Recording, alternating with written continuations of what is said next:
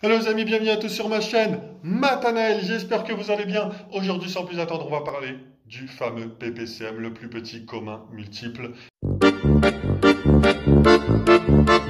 En fait, le PPCM va nous aider grandement pour nos fractions à trouver le meilleur dénominateur commun possible. D'accord, le plus petit dénominateur commun possible. C'est ce qu'il faut retenir les amis. D'accord, je vais mettre en situation, je vais tout simplement faire une fraction en fait. On a 2 quarts plus 5 huitièmes plus 7, allez 7 douzièmes. D'accord? Donc là, ce qu'il faut faire, c'est mettre au même dénominateur, d'accord? Donc on va faire 12 fois 8. Ça va être un peu compliqué parce qu'en fait 12 fois 8, ça fait 96. Donc on aura des gros chiffres un petit peu partout, ça va être compliqué. Mais on va finir par le trouver en utilisant la méthode du 12 fois 8 et après chercher un dénominateur. Mais c'est compliqué, n'est-ce pas? Donc on va faire appel au PPCM. D'accord? Donc en fait, on va reprendre les dénominateurs qu'on avait au départ. On avait 4, 8 et 12. D'accord? Et il va falloir chercher les multiples de chacun. D'accord? Donc on va commencer, on a 4, 8, 12, 16, 20, 24, etc. D'accord? 28, 32, 36, 40. D'accord les amis? On va faire de même pour le 8. Donc 8, 16, 24. Ensuite 32. Ensuite 40. Etc. Mais en fait, on va s'arrêter, on a un 32 là. Et on a un 32. D'accord? Et là, 12. Donc 12, 24, 32, etc. etc. On s'arrête, on a 32. Et on a trouvé notre PPCM, donc le plus petit commun multiple, le premier nombre qu'on trouve. On aura certainement un autre chiffre en commun, mais il sera bien plus loin, d'accord? On va retenir le premier, d'accord? Le plus petit commun multiple. Donc on a trouvé le PPCM de 4, 8 et 12. C'est 32. D'accord? Voilà.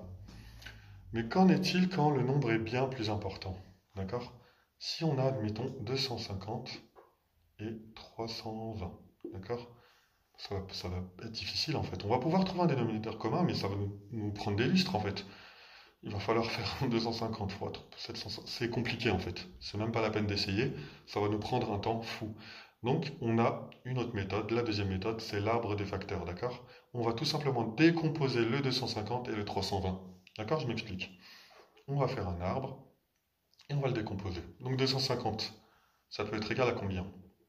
2 fois 125, n'est-ce pas? Ok?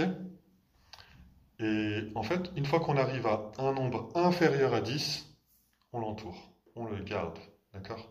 En l'occurrence, le 2 est inférieur à 10. On va décomposer encore, donc 125, ça peut faire 5 fois combien?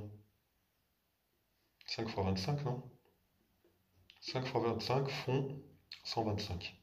Donc on a le 5 là, qui est très bien. Et le 25 là, 5 fois 5, n'est-ce pas? 5 fois 5, d'accord? Et on s'arrête là, tout simplement. On a trouvé nos valeurs, nos nombres inférieurs à 10. On va faire de même pour 320. On le décompose, pareil, d'accord? Alors, qu'est-ce qu'on peut faire? On peut faire 10 fois 32, voilà. On peut faire de n'importe quelle manière, d'accord? On peut la décomposer de n'importe quelle manière. Ensuite, 10, c'est 2 fois 5. On les entoure. 32. 32, on peut faire... qu'est-ce qu'on peut faire? 16 fois 2? Ouais. 16 fois 2, allez. Hop. 8 fois 2. D'accord? Voilà. On a trouvé nos valeurs. Maintenant, on va les réécrire, d'accord? On va mettre 250. D'accord? Et on va réécrire ce qu'on a trouvé. On a un 2. On a un 5. On a un 5. Et un autre 5. D'accord? Voilà. 2, 5, 5, 5, 2, 5, 5, 5. On va faire la même chose pour 320. On a trouvé quoi? 2, 5, 2, 5, 8, 2, 2. 8, 2 et 2. D'accord? Et maintenant, on va trouver les facteurs qu'on a en commun, les nombres qu'on a en commun. D'accord? Donc là, on a un 2, donc on va mettre on a le 2 là, et le 2 en bas, d'accord? On l'a en commun. On a aussi un 5, d'accord? Voilà. Maintenant, on va écrire. Donc, facteur commun. Facteur commun, on a 2 et 5, n'est-ce pas? Et les facteurs non communs, qu'est-ce qu'on a? On a 5, 8, 2 et 2. On est d'accord? Ben maintenant, on va les multiplier entre eux, d'accord? Donc on va faire 2 fois 5 fois 5 fois 8 fois 2 fois 2. D'accord? On multiplie tout ça ensemble et ça va être égal à 8000. D'accord? Donc le PPCM de ces deux nombres, PPCM de 250 et 320, c'est 8000. D'accord les amis? Voilà. Donc voilà. J'espère que la deuxième méthode vous a plu. On va passer à une troisième méthode. D'accord? On va effacer tout ça. Hop. Qu'est-ce qu'on avait au départ? On avait 250 et 320. D'accord? Ben ce qu'on va faire comme pour les divisions. On va faire ça. D'accord? Et on va trouver en fait, ce qu'on peut diviser. En fait, on va essayer de... On va mettre, regardez, on va mettre 2, 3, 4, 5, 6, etc., etc. Et on va voir ce qui est divisible par 250 et par 320. En même temps ou pas en même temps, peu importe. On s'en fiche totalement. D'accord? Donc, qu'est-ce qu'on peut faire? 250, on peut le diviser par 5, n'est-ce pas? On va commencer par le 2. D'accord? On va commencer par le 2, c'est mieux. On va diviser 2. On va prendre le premier, c'est beaucoup plus simple. Donc 2 par 320, ça fait 160. D'accord? Si on divise 320 par 2, ça fait 160. On peut aussi diviser le 250 par 2, n'est-ce pas? Ça va nous donner combien? 125. D'accord? Voilà. Et là, en fait, on se rend compte qu'on peut diviser 160 par 5 et 125 aussi par 5.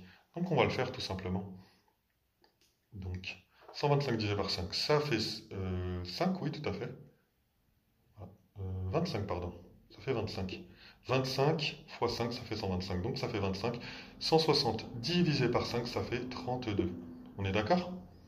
Bah là, on va continuer. On peut diviser 25 par 5, mais pas 32. 32, il est condamné. Donc ce qu'on va faire, on va faire 25 divisé par 5. D'accord? 25 divisé par 5, ça fait 5. Et le 32, on le descend. Il ne change pas. On va le laisser comme ça. D'accord? On peut encore diviser le 5 par 5, n'est-ce pas? Donc on va mettre 5 tout simplement par 5 et ça fait 1. Et une fois qu'on arrive à 1, on s'arrête. D'accord?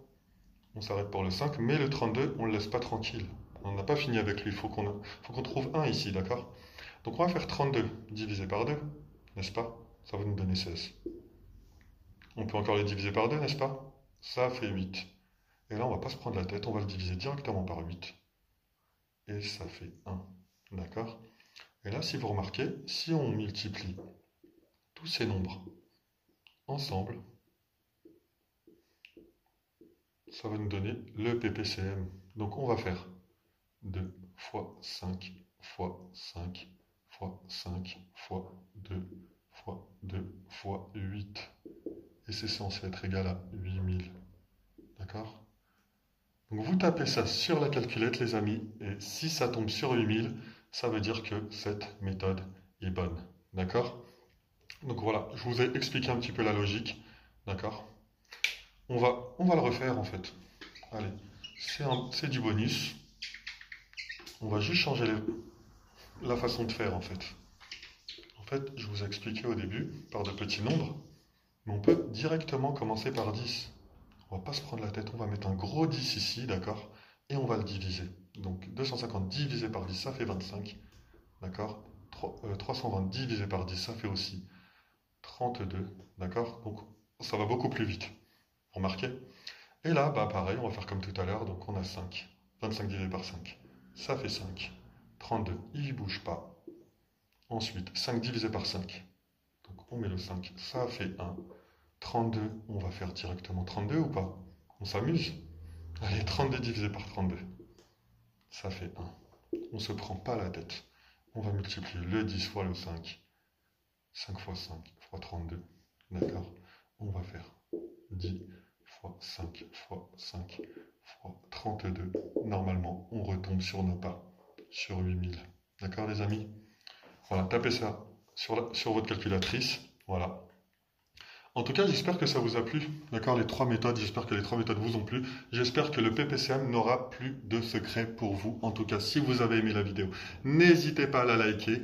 D'accord, si vous avez aimé 3 de mes vidéos, on like 3 fois et on s'abonne. À bientôt les amis.